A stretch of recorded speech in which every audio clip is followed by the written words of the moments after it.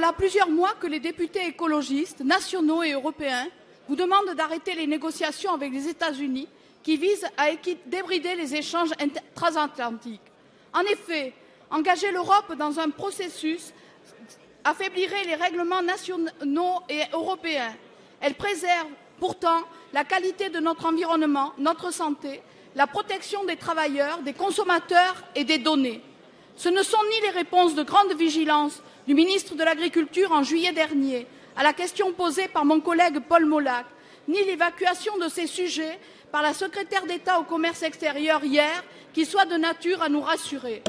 Votre vigilance ne sera plus utile lorsqu'un tribunal privé aura donné raison à Monsanto qui, sous couvert de recherche, veut nous imposer ces OGM qu'on ne peut encadrer. Comment empêcherez-vous l'exploitation des gaz de schiste, l'importation du bœuf aux hormones ou de poulet à la dioxine?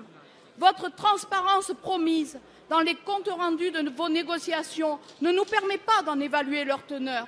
Enfin, l'expression démocratique du peuple ne peut se résumer à un simple vote bloqué du Parlement. Les écologistes proposent la mise en place d'un partenariat alternatif pour des droits humains et pour la paix. Ils renforcent la coopération dans la lutte contre le réchauffement climatique, contre le dumping social, environnemental et fiscal. Mesdames et messieurs, chaque jour, on nous le dit, les Français boudent l'Europe qu'on leur propose. Ils veulent l'Europe de la démocratie, de la solidarité entre les peuples, celle de la synergie des régions et des cultures. Les écologistes proposent un projet global pour un développement durable des territoires.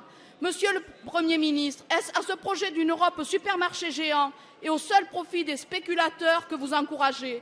Dans ce jeu du commerce exacerbé, où les humains ne sont jamais assez compétitifs, croyez-vous vraiment donner envie d'Europe? La parole est à Madame Fleur Pellerin, secrétaire d'État chargée du commerce extérieur. Que l'on écoute dans un plus grand silence, s'il vous plaît. Merci, Monsieur le Président, Mesdames et Messieurs les députés, Madame la députée. Merci de me poser cette question qui me permet à l'occasion de vous remercier, de remercier le groupe EELV d'avoir voté en commission la proposition de résolution telle que modifiée par le groupe socialiste et qui prévoit d'ailleurs de continuer les négociations, mais avec des points de vigilance que vous avez eu raison de souligner. Donc je voudrais rappeler un certain nombre de choses que j'ai rappelées hier. Vous avez eu raison de souligner qu'il y a un certain nombre de lignes rouges qui ne seront pas franchies et je veux vous le redire ici.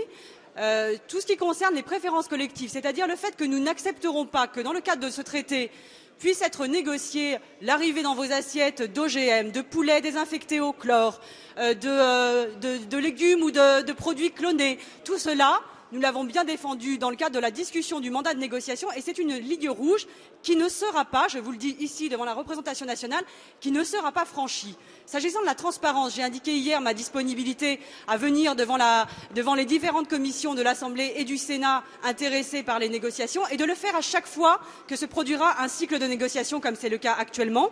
Je serai donc devant vous à la mi-juin, mais à nouveau à chaque fois qu'il y aura un cycle de négociation pour vous rendre compte de manière très précise et très sincère de ces négociations. Et puis, vous parlez du règlement des différends. Je voudrais revenir un petit peu sur ce sujet. Sachez, Madame la députée, que la France était plutôt opposée au principe d'introduire ce mécanisme, que c'est d'ailleurs à l'initiative de la France que la Commission a suspendu les négociations sur ce point et qu'il y a actuellement une consultation menée par la Commission qui se terminera fin juillet et qui devrait être prise en compte par la Commission. Mais qu'en tout cas, le gouvernement de Manuel Valls sera très vigilant à ce que ce mécanisme ne soit pas le cheval de Troie pour appliquer à l'Europe et aux acteurs européens une législation américaine qui ne serait pas conforme à nos intérêts.